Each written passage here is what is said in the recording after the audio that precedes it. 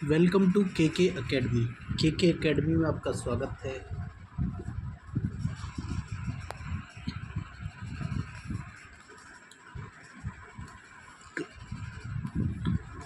Question number 1 है, बचपन में लेखक अपने मामा के गांव चाव से क्यों जाता था और बदलू को बदलू मामा ने कहकर बदलू काका क्यों कहता था?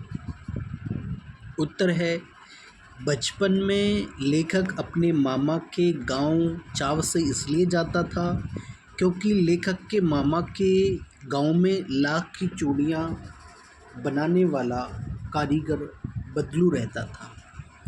लेखक को बदलू काका से अत्यधिक लगाव था क्योंकि वह लेखक को लाख की ढेर सारी रंग बिरंगी गोलियां देता था जो इसे बहुत अच्छी लगती थी।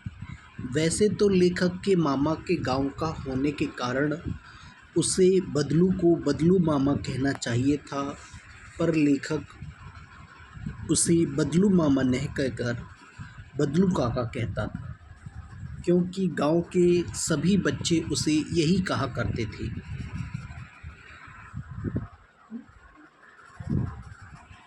क्वेश्चन नंबर 2 है, वस्तु विनिमय क्या है? विनिमय की प्रचलित पद्धतियाँ क्या हैं? वस्तु विनिमय वह पद्धति है जिसमें एक वस्तु देकर दूसरी वस्तु ली जाती है।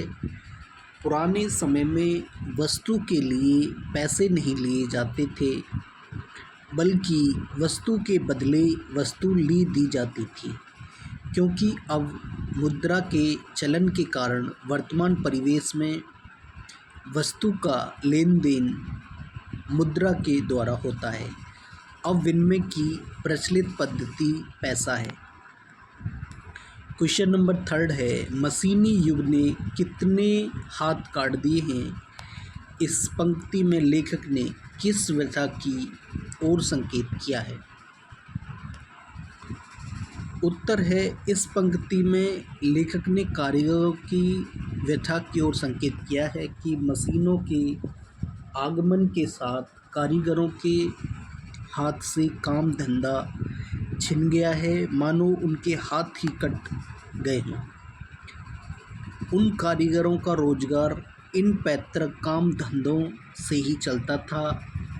उसके अलावा उन्होंने कभी कुछ नहीं सीखा था। वे पीढ़ी दर पीढ़ी अपनी इस कला को बढ़ाते चले आ रहे हैं और साथ में रोजी रोटी भी चला रहे हैं, परंतु मशीनी युग ने उनकी रोजी रोटी परवार किया है। मशीनों ने लोगों को बेरोजगार बना दिया है और वे भूखों मरने की कगार पर आ गए हैं। मशीनों के प्रयोग से बदलू जैसे कुशल कारीगरों के हाथ से काम छिन गया है। वे या तो बेरोजगार हो गए हैं या फिर अन्य कोई व्यवसाय अपनाने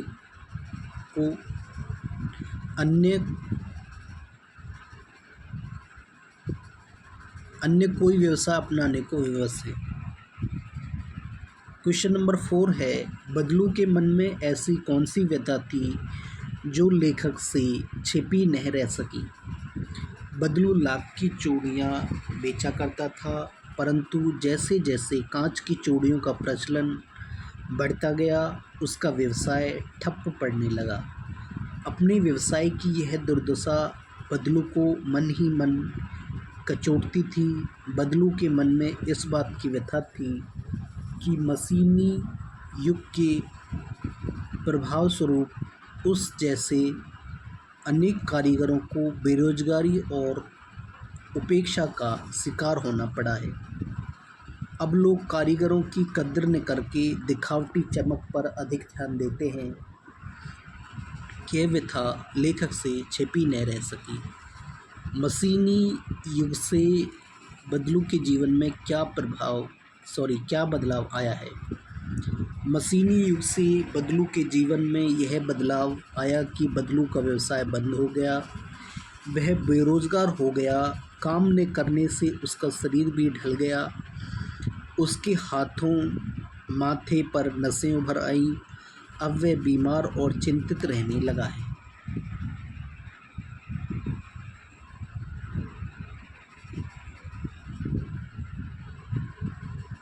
क्वेश्चन नंबर 6 है, लाख की वस्तुओं का निर्माण भारत के किन किन राज्यों में होता है? लाख से चूड़ियों के अतिरिक्त क्या क्या चीज़ें बनती हैं, ज्ञात कीजिए। लाख की वस्तुओं का निर्माण भारत के राजस्थान, कर्नाटक और उत्तर प्रदेश आदि राज्यों में होता है। लाख से चूड़ियाँ, मूर्तियों, गोलियों और सजावट की वस्तुओं का निर्माण होता है। भाषा की बात। 7 बदलू को किसी बात से चिढ़ थी तो कांच की चूड़ियों से, और बदलू स्वयं कहता है जो सुंदरता कांच की चूड़ियों में होती है, लाख में कहाँ संभव है। ये पंक्ति बदलू की 2 प्रकार की मनोदशा को सामने लाती है। दूसरी पंक्ति में उसके मन की पीड़ा है, उसमें व्यंग्य भी है। हारे हुए मन से या दुखी मन से अथवा व्यंग्य में बोले गए वाक्यों के अर्थ सामान्य नहीं होते।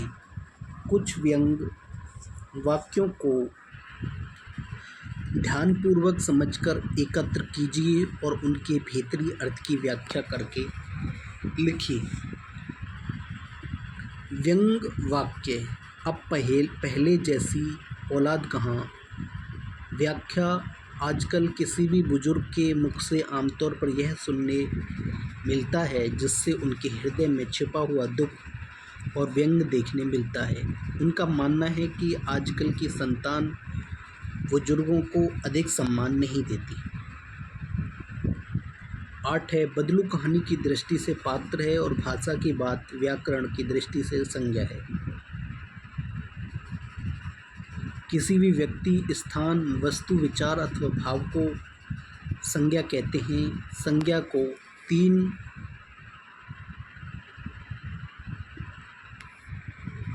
भेदों में बांटा गया है।